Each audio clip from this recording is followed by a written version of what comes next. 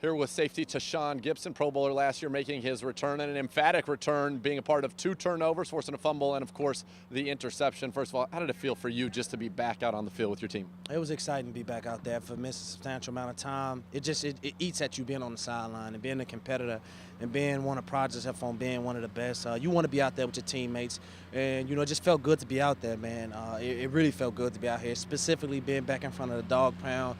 Just unfortunately, we weren't able to bring it home, but man, it was just good to be back out there flying around. Got your second interception already on the season. Impressive given how much time you have missed. What happened on that play? Single high. I try to get in the post as much as possible. That was the game plan this week, to put me in a post and just let me run around there and attack the football. And it was one of those.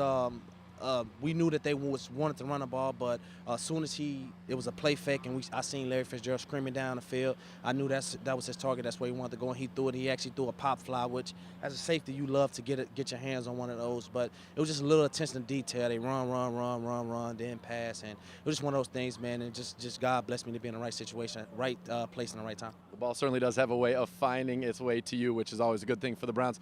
Did you guys see something on tape that seemed like you really made a concerted effort to rip the ball out, led to 3 fumbles on the day? A lot of those guys would hold the ball loose a little bit, and that's one of the things that we preach, and that's one of the things that Jimmy O challenged us to be one of those teams that's nasty, that it don't necessarily have to be an interception all the time or a big hit to force a fumble, but be one of those guys that attack the ball by any means. First guy in, second guy strip, and we had some guys that was going in there going for the ball, and the ball was on the ground plenty of time. I think one of them we didn't get, but we got the ball out, and that's just a credit to coaching, man. And like I said, unfortunately, had we got that last one, who knows how that would have changed the game. It was 27-20, I believe, at the time.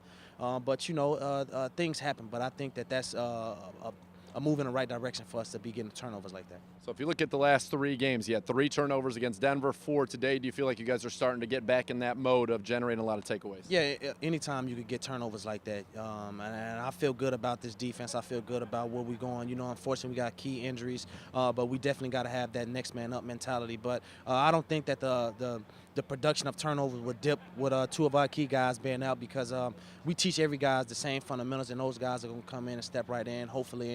And, we got a big week coming up, and it's going to be exciting.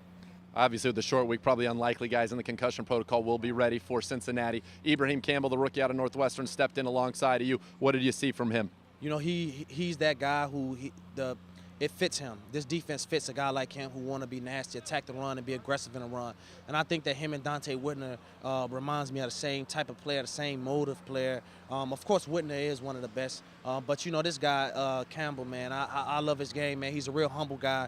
And I don't think that it's going to be a huge downgrade when he steps in. Like I said, that's nothing against Whitner.